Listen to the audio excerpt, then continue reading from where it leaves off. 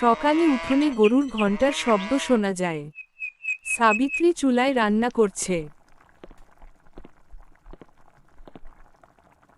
মা, আজ স্কুলে বই নিয়ে যেতে বলেছে, কিন্তু আমার বই তো ছিঁড়ে গেছে। মা লক্ষ্মীর কৃপায় সব ঠিক হবে বাবা। আজকে কাজ পেলে বই কিনে দেব। ঠাকুমা তুলসীর সামনে ধূপ জ্বালিয়ে বলেন, ভগবান ভালো মানুষকে কখনো ফেলে রাখেন না। দুপুরে প্রচণ্ড রোদ। একজন বৃদ্ধ ভিখারি দরজায় এসে দাঁড়ায়।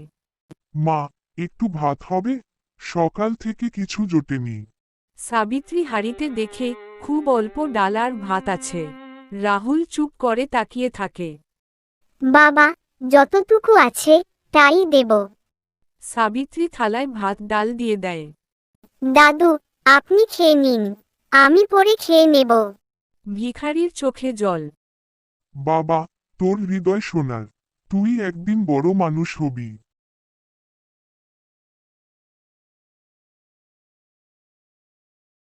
খাওয়া শেষে ভিখারি হাত তুলে বলে, এই ঘরে সুখ আসবে। ছেলে মানুষের মতো মানুষ হবে।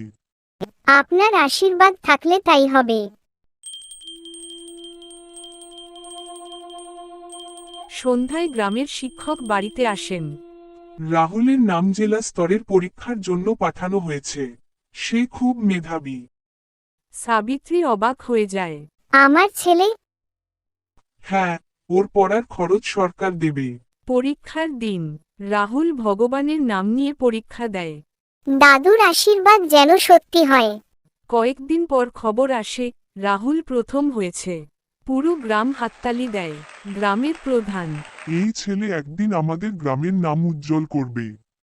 একদিন হাটে রাহুল আবার সেই ভিখারিকে দেখে। রাহুল দৌড়ে গিয়ে বলে, দাদু, আমি পরীক্ষায় প্রথম হয়েছি। ভিখারি মৃদু হাসে।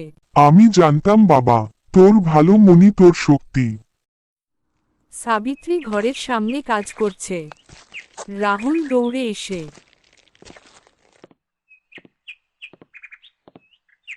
মা, দেখো কি এসেছে। সাবিত্রী তাকিয়ে অবাক। ভিখারি আসলে গ্রামের এক ধনী ব্যক্তি ছিলেন, যিনি মানুষের মন পরীক্ষা করতেন। আমি দেখছিলাম কে সত্যি দান করে। তোমরা মন থেকে দিয়েছ।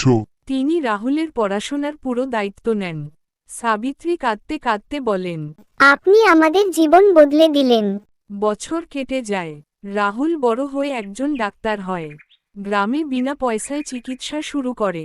রাহুল তুলসীর সামনে দাঁড়িয়ে বলে, যেদিন শেষ ভাত ভাগ করে দিয়েছিলাম, সেদিনই আমাদের ভাগ্য বদলেছিল।